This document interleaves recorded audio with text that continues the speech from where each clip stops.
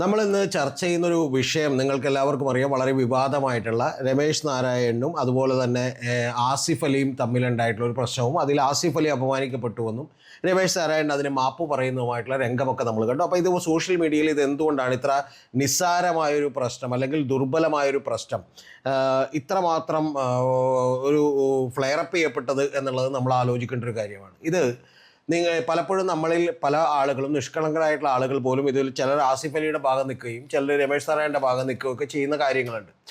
പക്ഷേ ഈ പ്രശ്നം നമ്മളിലേക്ക് എത്തിക്കുന്നത് അത്ര നിസ്സാരമായിട്ടുള്ള കാണേണ്ട ഒരു പ്രശ്നമല്ല. ഇത്തരം പ്രശ്നങ്ങളെല്ലാം ഉണ്ടാകുന്നത് ഒരു വലിയ വമ്പൻ പ്രൊജക്റ്റിൻ്റെ ഗൂഢാലോചനയുടെ ഭാഗമായിട്ടാണ്. ഇത് നേരത്തെയും ഇന്ത്യയിൽ നടന്നിട്ടുണ്ട്, അതുപോലെ അമേരിക്കയിലൊക്കെ നടന്നിട്ടുണ്ട്. അപ്പോൾ അതിലേക്ക് ഞാൻ വരാം. അതിനു മുമ്പ് ഈ പ്രശ്നത്തെക്കുറിച്ചൊന്ന് പറഞ്ഞിട്ട് ഞാൻ ഈ രണ്ട് കാര്യങ്ങളിലേക്ക് വരാം. ഇപ്പോൾ MT വാസുദേവൻ നായരുടെ രചനകൾ അടിസ്ഥാനമാക്കിയിട്ട് മനോരഥങ്ങൾ എന്ന് പറയുന്ന ഒരു ആന്തോളജി, ഒരു ചെറിയ ഹ്രസ്വചിത്രങ്ങൾ അടങ്ങിയിട്ടുള്ള ഒരു വെബ് സീരീസ് അത് പുറത്തേക്ക് വരുന്നു. അതിൻ്റെ ട്രെയിലറിൻ്റെ പ്രകാശന ചടങ്ങാണ് വേദി എന്ന് പറയുന്നത്. അത് എറണാകുളത്ത് വെച്ചാണ്.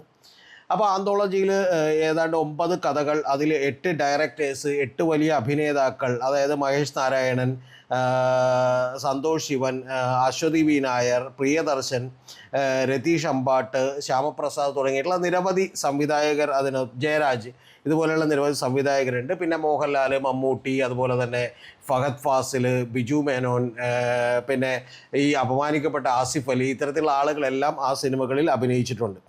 അതിൽ ഏറ്റവും ആദ്യത്തെ ഒരു ഹ്രസ്വചിത്രം എന്ന് പറയുന്നത് ഓളവും തീരവും എന്ന് പറയുന്ന പ്രിയദർശനും മോഹൻലാലും ഒന്നിക്കുന്ന ഒരു ഹ്രസ്വചിത്രമാണ്. രണ്ടാമത്തേത് കടുകത്താവ, ഒരു യാത്രാക്കുറിപ്പ് എന്ന് പറയുന്ന രഞ്ജിത്തിൻ്റെ ഒരു സിനിമയാണ്. അങ്ങനെയുള്ള അതിലുള്ള ഒരു സിനിമയാണ് സ്വർഗം തുറക്കുന്ന വാതിൽ എന്ന് പറഞ്ഞിട്ടുള്ള ഒരു സിനിമയിലാണ് നമ്മുടെ ആസിഫ് അലി അഭിനയിച്ചിട്ടുള്ളത്. അപ്പോൾ അതിൽ ജയരാജ് സംവിധാനം ചെയ്തിട്ടുള്ള ഒരു സിനിമയിൽ നമ്മുടെ രമേശ് നാരായണൻ ഒരു സംഗീതം നിർവഹിക്കുക കൂടി ചെയ്തിട്ടുണ്ട്. അപ്പോൾ അദ്ദേഹത്തെ തിരുവനന്തപുരത്ത് നിന്ന് യാത്ര ചെയ്ത് ഇവിടെ എത്തിയത് ഈ 2 ചടങ്ങുകൾ ഒരുമിച്ചായിരുന്നു. ഒന്ന് 91ാമത്തെ MTയുടെ ജന്മദിനം, അതോടൊപ്പം തന്നെ അദ്ദേഹത്തിൻ്റെ ഈ പറയുന്ന ഒരു ചിത്രം, അദ്ദേഹം എഴുതിയ 9 കഥകളുടെ ഒരു ചിത്രം, അത് പരസ്പരം കണക്റ്റഡ് ആയിട്ടുള്ള കഥകളാണ്. ആ കഥകൾ എഴുതിയിട്ടുള്ള ചിത്രം പ്രദർശിപ്പിക്കുന്ന ഒരു ചടങ്ങ് കൂടിയായിരുന്നു. ആ ചടങ്ങിൽ സംഭവിച്ചത് ഇത്ര മാത്രമാണ്. അതിൽ രമേശ് നാരായണൻ്റെ ഭാഗത്തും ശരിയുണ്ട്. പാവം ആസിഫ് അലി, അദ്ദേഹം അറിയാതെ ഇതിനകത്തേക്ക് വന്ന് പെട്ടുപോയ ഒരാളാണ്. രമേശ് നാരായണൻ്റെ അകത്തുള്ള ശരി എന്ന് പറഞ്ഞാൽ അദ്ദേഹത്തെ ഈ ചിത്രത്തിൻ്റെ അണിയറയിൽ പ്രവർത്തിച്ച എല്ലാവരെയും ഒരു മൊമെൻറ്റോ കൊടുത്ത് സ്വീകരിക്കുന്ന ഒരു ചടങ്ങ്. അദ്ദേഹം തിരുവനന്തപുരത്ത് നിന്ന് എത്തിയതാണ് എന്നാണ് ഞാൻ മനസ്സിലാക്കുന്നത്, എറണാകുളത്ത്, ഇതിനു വേണ്ടി മാത്രം. അപ്പോൾ അതുകൊണ്ട് അദ്ദേഹം എത്തുന്നു. പക്ഷേ അദ്ദേഹത്തെ വിളിക്കാൻ ഇവർ മറന്നു പോകുന്നു. അപ്പോൾ വിളിക്കാൻ മറന്നുപോയിട്ടുള്ള രമേശ് നാരായണൻ ആ പരിഭവത്തോടുകൂടി എഴുന്നേറ്റ് നിന്നിട്ട് അദ്ദേഹം പറയുന്നു, അശ്വതി എന്ന് പറയുന്ന MTയുടെ മകളോട് അദ്ദേഹം പറയുന്നു, അവരാണ് പ്രമുഖമായി ഇത് സംഘടിപ്പിക്കാൻ ഓടി നടന്നേക്കുക. അപ്പോൾ അവരോട് പറയുന്നു, ഞാൻ പോവുകയാണ് എന്ന് പറയുന്നു. അപ്പോൾ ഞാനും ഈ ചിത്രത്തിൽ അഭിനയിച്ചിരുന്നു എന്ന് പറയുന്നു. അപ്പോഴാണ് ഇദ്ദേഹത്തിന് മൊമെൻറ്റോ കൊടുത്തിട്ടില്ല എന്നുള്ളത് ഈ പറയുന്ന അശ്വതിക്ക് മനസ്സിലാവുന്നത്. അശ്വതി ഓടിച്ചെന്ന് നേരെ അത് അവതാരികയോട് പറയുന്നു. അപ്പോൾ അവതാരിക അപ്പം തന്നെ പറയുന്നു, അത് സന്തോഷ് നാരായണനെ ഈ വേദിയിലേക്ക് ക്ഷണിക്കുന്നു എന്ന് പറയുന്നു. ആർക്കാണെങ്കിലും ദേഷ്യം വരും, കാരണം അദ്ദേഹത്തെ വിളിച്ചില്ല എന്നുള്ളത് ഒരു കാര്യം, അത് ജയരാജ് പോലും ഓർത്തില്ല എന്നുള്ളത് ഒരു കാര്യം. അങ്ങനെ നിൽക്കുമ്പോഴാണ് നേരെ സന്തോഷ് നാരായണൻ എന്ന് പേര് തെറ്റിച്ച് രമേശ് നാരായണനെ പോലെയുള്ള ഒരാളെ വിളിക്കുന്നത്.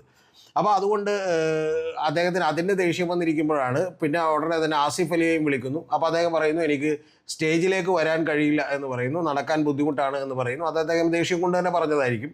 അപ്പോൾ ആസിഫ് അലി വന്നിട്ട് നേരെ ഇദ്ദേഹത്തിന് അവിടെ വെച്ചിട്ടൊരു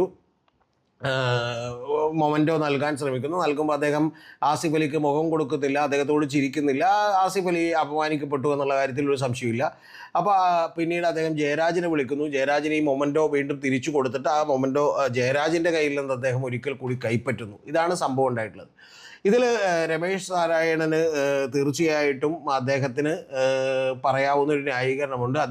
അദ്ദേഹം അവിടെ ആദ്യം അപമാനിക്കപ്പെട്ടു എന്നുള്ളത് ഒരു കാര്യമാണ്. ആസിഫ് അലി എന്ന് പറയുന്ന ഒരാൾ വലിയ ഉദാത്തമായ മാതൃകയാണ് കാണിച്ചത്. അദ്ദേഹം ദേഷ്യം വന്നില്ല, അദ്ദേഹം മൈൻഡ് ചെയ്യാതിരുന്നപ്പോൾ അദ്ദേഹം പുറകോട്ട് മാറിപ്പോയി.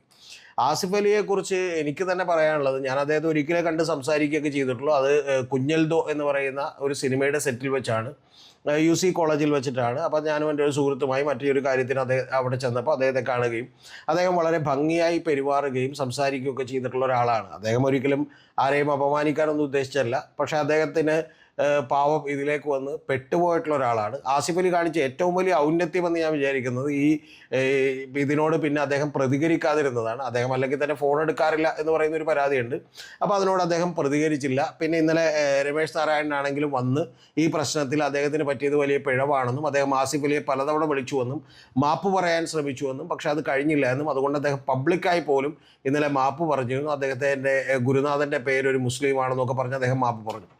ഈ പ്രശ്നം ഇത് വളരെ ലളിതമായൊരു പ്രശ്നമാണ്. നമ്മുടെ ഇപ്പോഴത്തെ കാലത്ത് ക്യാമറകളൊക്കെ ഇതെല്ലാം ഒപ്പിയെടുക്കുന്നതുകൊണ്ടാണ് ഇതിൽ വലിയ തോതിൽ ഇതിപ്പോൾ ശ്രദ്ധിക്കപ്പെടുകയും ചർച്ചയാക്കപ്പെടുകയൊക്കെ ചെയ്യുന്നത്. ചർച്ചയാകുന്നതിന് പിന്നിലൊരു അജണ്ടയുണ്ട്.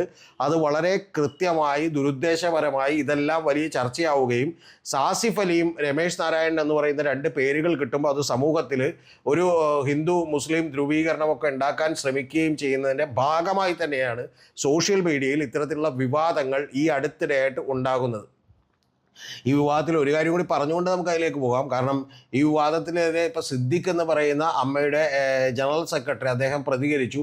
അദ്ദേഹം ഈ ആട്ടിയകറ്റിയ ധിക്കാരത്തിനെതിരെ നീ നൽകിയ ചിരിയാണ് യഥാർത്ഥ സംഗീതം എന്ന് പറഞ്ഞുകൊണ്ടാണ് ഒരു പോസ്റ്റ് ഇട്ടത്. പോസ്റ്റൊക്കെ ഗംഭീരമായി. പക്ഷേ എംഎംഎയുടെ സെക്രട്ടറിയോട് എനിക്ക് ചോദിക്കാനുള്ളത്, ഇതിനു മുമ്പ് വിജയ് ബാബുവിൻ്റെ കേസ് വന്നപ്പോഴും ഇതിനേക്കാൾ ക്രൂരമായി, ഇതിപ്പോൾ ചെറിയൊരു അപമാനം അല്ലെങ്കിൽ ചെറിയൊരു ഇൻസൾട്ട് എന്ന് പറയുന്നൊരു കാര്യമേ ഉള്ളൂ, അതിനേക്കാളൊക്കെ വലിയ അപമാനം ചില പെൺകുട്ടികൾ ഒരു നടി പീഡിപ്പിക്കപ്പെട്ടപ്പോഴും അതിനുശേഷം ഒരു വലിയ നടൻ ദിലീപ് പ്രതിയായപ്പോഴുമൊന്നും അമ്മ പ്രതികരിച്ച് കണ്ടില്ല, എംഎംഎ എന്ന് പറയുന്ന സംഘടന പ്രതികരിച്ച് കണ്ടില്ല. അന്നേരമൊക്കെ ഇവർ വായിലെന്തോ കടിച്ചു പിടിച്ചുകൊണ്ടിരിക്കുകയായിരുന്നു. അപ്പോൾ അതിനുശേഷം നമുക്കറിയാം ഇപ്പോൾ വിജയ് ബാബുവിൻ്റെ കേസ് വന്നപ്പോൾ പോലും എംഎംഎ ഒന്നും പ്രതികരിച്ച് കണ്ടില്ല. അവിടെയും ഉണ്ടായിട്ടുള്ളത് നടികൾക്കാണ് ഈ പ്രശ്നം ഉണ്ടായിട്ടുള്ളത്, പക്ഷേ ഇവരൊന്നും പ്രതികരിച്ച് കണ്ടില്ല. എന്താണെങ്കിലും അതിലൊന്നും പ്രതികരിക്കാത്ത എംഎംഎ ഈ പ്രശ്നത്തിൽ ചാടി വീണ് ആസിഫ് അലിക്കൊപ്പം നിൽക്കുന്നതിൻ്റെ ഒരു വൈചിത്ര്യമൊക്കെ എനിക്ക് കൃത്യമായി ബോധ്യമായി. ഞാൻ ആസിഫ് അലിയെ വളരെ ഇഷ്ടപ്പെടുന്ന ഒരാളാണ്. അദ്ദേഹം വളരെ നല്ല അഭിനേതാവാണ്. പക്ഷേ ഇതിൻ്റെ പിന്നിൽ ആസിഫ് അലി കാണിച്ചതാണ് ഏറ്റവും വലിയ ഔചിത്യം. അദ്ദേഹം ഇതിനോട് പ്രതികരിക്കാതിരുന്നതുകൊണ്ടും രമേശ് നാരായണൻ മാപ്പ് പറഞ്ഞതുകൊണ്ട് ഈ പ്രശ്നം അവിടെ വെച്ച് അവസാനിക്കുന്നു. മറ്റൊരു അജണ്ടക്കുള്ള അവസരം കിട്ടാതിരിക്കുന്നു എന്നുള്ളതാണ്. ഇത് ആദ്യമായിട്ടല്ല സംഭവിക്കുന്നത്. നമുക്കറിയാം, അർഷാദ് എന്ന് പറയുന്ന ഒരാൾ വന്ന് പുഴു എന്ന് പറയുന്ന ഒരു സിനിമയുടെ ആ സംവിധായകയുടെ ഭർത്താവാണ് അദ്ദേഹം. അദ്ദേഹം വന്ന് ഒരു യൂട്യൂബ് ചാനലിലിരുന്ന് അദ്ദേഹം ഒരു മമ്മൂട്ടിയെക്കുറിച്ചൊക്കെയുള്ള ചില വിമർശനങ്ങൾ അദ്ദേഹം പുഴുവെടുക്കുന്നതിന് അദ്ദേഹത്തിൻ്റെ ഒരു വിയോജിപ്പ് രേഖപ്പെടുത്തുന്നു. അദ്ദേഹം ഇത് അറിഞ്ഞുകൊണ്ട് ചെയ്തതാണ് എന്നൊന്നും ഞാൻ വിചാരിക്കുന്നില്ല. ആ യൂട്യൂബ് ചാനലും അതുകൊണ്ട് തന്നെ മറുനാടൻ ഷാജനാണ് ഇൻ്റർവ്യൂ എടുക്കുമ്പോൾ ഇദ്ദേഹം ചില അഭിപ്രായങ്ങൾ പറയുമ്പോൾ ആ അഭിപ്രായത്തിൽ ഒരു സാധ്യത കണ്ടെത്തിക്കൊണ്ട് നേരത്തെ ഒരു വിവാദമുണ്ടായത് നമുക്കറിയാം മമ്മൂട്ടിക്കെതിരെ. ആ മമ്മൂട്ടിക്കെതിരെ വിവാദമുണ്ടായതുപോലെ ഇത്തവണ ആസിഫ് അലിക്കെതിരെ വിവാദമുണ്ടാകുന്നു. ആസിഫ് അലിയെക്കുറിച്ച് വളരെ മോശമായ ആളുകൾ പ്രതികരിക്കുന്നു. ഇതിൻ്റെയൊക്കെ പിന്നിൽ വലിയ അജണ്ടയുണ്ട് എന്നുള്ളത് നിങ്ങൾ മനസ്സിലാക്കണം. നിങ്ങൾ അറിഞ്ഞോ അറിയാതെയോ ഇതിൻ്റെയൊക്കെ ഭാഗമാകുമ്പോൾ സ്വാഭാവികമായിട്ടും നിങ്ങളും ഈ കുറ്റകൃത്യത്തിൽ സത്യത്തിൽ പങ്കെടുക്കുകയാണ്. ഇതിപ്പോഴല്ല ഉണ്ടായിട്ടുള്ളത്. 1980 മുതൽ ഇങ്ങോട്ട് നമ്മൾ എടുത്തു വെച്ച് നോക്കിയാൽ ബാബറി മസ്ജിദും അയോധ്യയും മുതൽ പിന്നീട് ഷാബാനു ബീഗത്തിൻ്റെ കേസ് മുതൽ ആ ഷാബാനു ബീഗത്തിൻ്റെ കേസ് പൊക്കിക്കൊണ്ടുവരുന്നവർക്ക് പിന്നിലും ഒരു അജണ്ടയുണ്ട്. കാരണം ആ അജണ്ട മറുഭാഗത്ത് ഈ പോളറൈസേഷൻ്റെ ഭാഗമായിട്ടാണ്. അത് ഇവിടെ മുസ്ലിം സമുദായത്തിലെ എക്സ്ട്രീമിസ്റ്റുകൾ അഥവാ തീവ്രവാദികൾ സ്വഭാവമുള്ള ആളുകൾ ഇത് പൊക്കിക്കൊണ്ടുവരുന്നത്, അത് ന്യായം അവരുടെ ഭാഗത്താണ്. പക്ഷേ എങ്കിൽ പോലും അത് പൊക്കിക്കൊണ്ടുവരുമ്പോൾ അത് കുറേ കൂടി വലിയ ചർച്ചയും വിഷയവുമാക്കിക്കൊണ്ട് വരുമ്പോൾ അത് മറുഭാഗത്തെ സഹായിക്കും എന്നുള്ളത് കൂടി നമ്മൾ മറന്നു പോകരുത്. ഇത് ബിൽക്കിസ് ബാനുവിൻ്റെ കേസിലും ഉണ്ടായിട്ടുണ്ട്, ബാബറി മസ്ജിദിൻ്റെ കേസിലും ഉണ്ടായിട്ടുണ്ട്, അതുപോലെ തന്നെ ഷാബാനു ബീഗത്തിൻ്റെ കേസിലുമൊക്കെ ഇന്ത്യ മുഴുവൻ ഉണ്ടായെങ്കിൽ കേരളത്തിലേക്ക് വന്നു കഴിഞ്ഞിട്ടുണ്ടെങ്കിൽ ശബരിമല ഇഷ്യൂവിൽ നമ്മൾ ഏതാണ്ട് ഇതൊന്ന് കുറേ കൂടി തുടങ്ങി.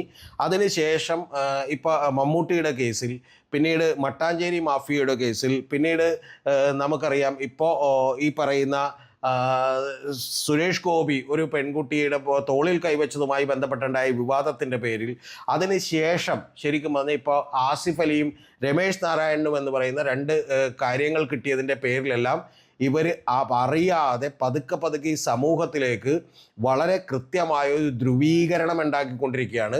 ഇത് നിങ്ങൾ വിചാരിക്കുന്നത് പോലെ അത്ര ലളിതമായി വളരെ സിമ്പിളായിട്ടുള്ളൊരു കാര്യമല്ല. ഇത് നേരത്തെയും പല തെരഞ്ഞെടുപ്പുകളിലൊക്കെ ജയിക്കാനും ആളുകളെ കൂട്ടാനും ഒക്കെ മറ്റു പല രാജ്യങ്ങളിലുമൊക്കെ ആളുകൾ ചെയ്തിട്ടുണ്ട്.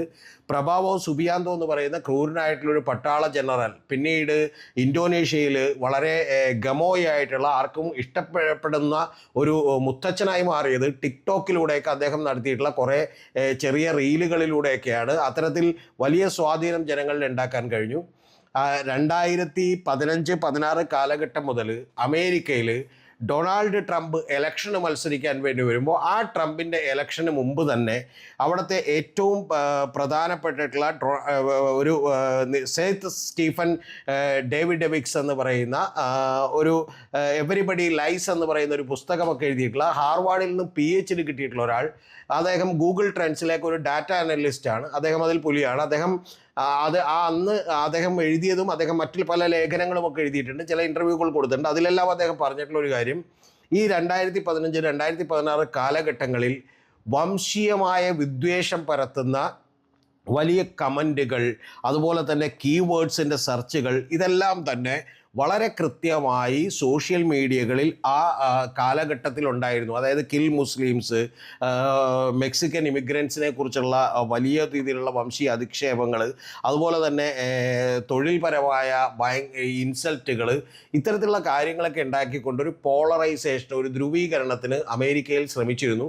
അതിൻ്റെ ശ്രമിച്ചതിൻ്റെ ഗുണം കിട്ടിയത് കൊണ്ടാണ് 2017 ഇലക്ഷനിൽ ഡൊണാൾഡ് ട്രംപ് വളരെ ഈസി ആയിട്ടുള്ളൊരു ജയം ഉണ്ടായത്. അപ്പോൾ പോപ്പുലർ വോട്ടിൽ അദ്ദേഹം കുറച്ച് പിന്നിലായെങ്കിലും ഇലക്ട്രൽ കോളേജിൽ വോട്ടിൽ അദ്ദേഹം മുമ്പിലേക്ക് വരികയും ഹിലാരി ക്ലിൻ്റനേക്കാൾ മുമ്പിലെത്തുകയും ജയിക്കുകയും ചെയ്യാൻ കഴിഞ്ഞതിൻ്റെ കാരണം ഇത്തരത്തിലുള്ളൊരു ബോധനിർമ്മിതി, സമൂഹത്തിൻ്റെ ഒരു ബോധനിർമ്മിതി വളരെ കൃത്യമായി ധ്രുവീകരണം നടത്താൻ കഴിഞ്ഞതുകൊണ്ടാണ്. ഇത് ഞാനിപ്പോൾ ദീർഘിപ്പിക്കാത്തത് കൊണ്ടാണ്. മറ്റ് രാജ്യങ്ങളിലെല്ലാം തന്നെ, ഇപ്പോൾ തുർക്കിയിലാണെങ്കിലും അല്ലെങ്കിൽ മറ്റ് രാജ്യങ്ങളിലെല്ലാം തന്നെ ജയിക്കുന്നതിന് വേണ്ടി പലപ്പോഴും രാഷ്ട്രീയ പാർട്ടികൾ ഇതുപോലെ ജനങ്ങളുടെ മനസ്സുകൾ തമ്മിലുള്ള അകലം കൂട്ടാറുണ്ട്. ആ അകലം കൂട്ടുന്നത് ഇപ്പോൾ രമേശ് നാരായണനോ ആസിഫ് അലിയോ അല്ലെങ്കിൽ മമ്മൂട്ടിയോ ഈവൻ പുഴുവിൻ്റെ സംവിധായികയുടെ ഭർത്താവായിട്ടുള്ള അർഷാദോ, മുൻ ഭർത്താവായിട്ടുള്ള അർഷാദോ എന്ന് പറഞ്ഞിട്ടായിരിക്കുള്ളതെന്നില്ല. പക്ഷേ ഇത്തരത്തിൽ നമ്മൾ ഉപയോഗിക്കുന്ന വാക്കുകളിൽ നിന്ന്, നമ്മളുടെ ഒരു ഇൻ്റർവ്യൂവിൽ നിന്ന് അവർ കൃത്യമായി ആളുകളെ ഇരുത്തി പരതിക്കൊണ്ടിരിക്കുകയാണ് ഇതിലെവിടെയാണ് ഒരു സാധ്യത തെളിഞ്ഞു കിട്ടുന്നത് എന്ന് മനസ്സിലാക്കാൻ. അതുകൊണ്ടാണ് നടി പീഡിപ്പിക്കപ്പെട്ട കേസിൽ ദിലീപാണ് പ്രതി, നടിയുടെ പേര് നമുക്കറിയാം, അതുപോലെ തന്നെ നമുക്കത് വെളിപ്പെടുത്താൻ നിർവാഹമില്ല, നിയമം അത് തെറ്റാണെന്ന് പറയുന്നതുകൊണ്ട് നമ്മൾ വെളിപ്പെടുത്തുന്നില്ല. അതുപോലെ തന്നെ വിജയ് ബാബുവിൻ്റെ കേസിലും നടിയുടെ പേരും വിജയ് ബാബുവിൻ്റെ പേരും ഒക്കെ മാധ്യമങ്ങൾക്കറിയാം, സോഷ്യൽ മീഡിയകൾക്കൊക്കെ അറിയാം. പക്ഷേ ഇതൊന്നും ആളിക്കത്തിക്കാൻ ശ്രമിക്കാതെ അതിലൊന്നും സാധ്യതകളില്ല എന്ന് തിരിച്ചറിഞ്ഞുകൊണ്ടാണ് പലപ്പോഴും ഈ പറയുന്ന ഫഹദ് ഫാസിലിൻ്റെ കാര്യത്തിൽ, ആസിഫ് അലിയുടെ കാര്യത്തിൽ, മമ്മൂട്ടിയുടെ കാര്യത്തിൽ, അവർ രമേശ് നാരായണനുമായി വരുന്ന കാര്യത്തിൽ, മോഹൻലാലുമായി വരുന്ന കാര്യത്തിലൊക്കെ തന്നെ ഇത്തരത്തിലുള്ള ചില കുതന്ത്രങ്ങൾ സോഷ്യൽ മീഡിയയിലൂടെ ഉണർന്നെണീക്കുന്നത്.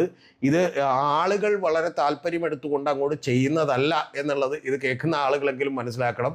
നിങ്ങൾ മനസ്സിലാക്കേണ്ട ഒരു കാര്യം, ഇതിനുവേണ്ടി കൃത്യമായൊരു പ്ലാനും പദ്ധതിയുമായി നിരവധി ആളുകൾ ഇരുന്ന് അവരുടെ ജോലി എന്നുള്ള നിലക്ക് സോഷ്യൽ മീഡിയയിൽ ഇത് വർക്ക് ചെയ്തുകൊണ്ടിരിക്കുന്നതുകൊണ്ടാണ് ഈ സേത്ത് സ്റ്റീഫൻ എന്ന് പറയുന്ന ഹാർവാർഡിൽ നിന്ന് PhD എടുത്തിട്ടുള്ള ഡാറ്റ അനലിസ്റ്റിക് ആയിട്ടുള്ള അദ്ദേഹം തന്നെ ആദ്യം ഇത് 2015-2016 കാലഘട്ടങ്ങളിലൊക്കെ ഇത് വിചാരിച്ചത്, ഇത് ഇത്തരത്തിലുള്ള വംശീയമായ വിദ്വേഷങ്ങളും അതുപോലെ വംശീയ വിദ്വേഷം വരുത്തുന്ന വീഡിയോകളും മീംസും ഒക്കെ പുറത്തേക്ക് വരുമ്പോൾ അദ്ദേഹം വിചാരിച്ചത് ഇതേതോ മാനിയാക്കുകൾ ചെയ്യുന്നൊരു പണിയാണ് എന്നാണ് വിചാരിച്ചത്. പക്ഷേ അങ്ങനെ മാനിയാക്കുകളല്ല, ഇതിൻ്റെ പിന്നിൽ കാശ് മേടിച്ചുകൊണ്ട് വളരെ കൃത്യമായി പണിയെടുക്കുന്ന ഗംഭീരമായിട്ടുള്ള ഒരു ടീം തന്നെ ഇപ്പോൾ വർക്ക് ചെയ്തുകൊണ്ടിരിക്കുകയാണ്.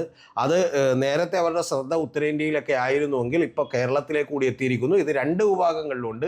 കാരണം ഒന്ന് എക്സ്ട്രീമിസ്റ്റ് മുസ്ലിം ഐഡിയോളജിയും മുസ്ലിം തീവ്രവാദവും ഒക്കെ നിലനിൽക്കുക, അല്ലെങ്കിൽ PFI പോലെയുള്ള SDPI പോലെയുള്ള ആളുകൾക്ക്, ജമാഅത്ത് ഇസ്ലാമി പോലെയുള്ള സംഘടനകൾക്ക് വളരാനിത് സഹായിക്കുമെങ്കിൽ, നേരെ തിരിച്ച് അപ്പുറത്തെ സൈഡിലും അവിടെ RSSും സംഘപരിവാറിലേക്ക് തീവ്ര നിലപാടുകാർക്ക് വളരാനും ഇത് സഹായിക്കും എന്നുള്ളതാണ് വാസ്തവം. അതുകൊണ്ട് ഇത് ഒരു ആസിഫ് അലിയുടെ പ്രശ്നമോ അല്ലെങ്കിൽ ഒരു കാരണവശാലും രമേശ് നാരായണൻ്റെ പ്രശ്നമോ പോലുമല്ല.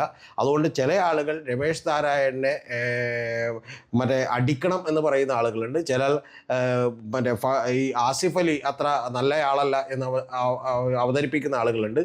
എനിക്ക് പറയാനുള്ളത്, എനിക്ക് പേഴ്സണലി രമേശ് നാരായണനെ അറിയില്ല, പക്ഷേ ആസിഫ് അലിയെ ഞാൻ കണ്ട് സംസാരിച്ചിട്ടുള്ള ഒരാളാണ്. വളരെ നന്നായി പെരുമാറുന്ന ഒരാളാണ്, വളരെ ഡൗൺ ടു എർത്ത് ആയിട്ടുള്ള ഒരാളാണ്, വളരെ ഒരു നാഷണലിസ്റ്റ് ആയിട്ടുള്ള ഒരാളാണ്. അല്ലാതെ അദ്ദേഹം ഒരിക്കലും ഒരു തെറ്റായ മനുഷ്യനെയല്ല. ആസിഫ് അലിയോടുള്ള വിരോധമല്ല ഞാൻ പറയുന്നത്, ഞാൻ അദ്ദേഹത്തോട് തന്നെ ഐക്യദാർഢ്യം പ്രകടിപ്പിക്കുന്നു. കാരണം അദ്ദേഹം അവിടെ അപമാനിക്കപ്പെട്ടു എന്നുള്ളത്, അല്ലെങ്കിൽ ചെറിയ തോതിലെങ്കിലും ഒരു അപമാനിക്കപ്പെട്ടു. പക്ഷെ അതിനോട് പ്രതികരിക്കാതെ ആ വിഷയം ആളിക്കത്തിക്കാതിരുന്ന ആസിഫ് അലിക്കാണ് എനിക്ക് കൂടുതൽ മാർക്ക് നൽകാനുള്ളത്. അവിടെ പ്രതികരിച്ച മാത്രമല്ല, അതിനുശേഷം അദ്ദേഹം പ്രതികരണവുമായി മുന്നോട്ട് വന്നില്ല.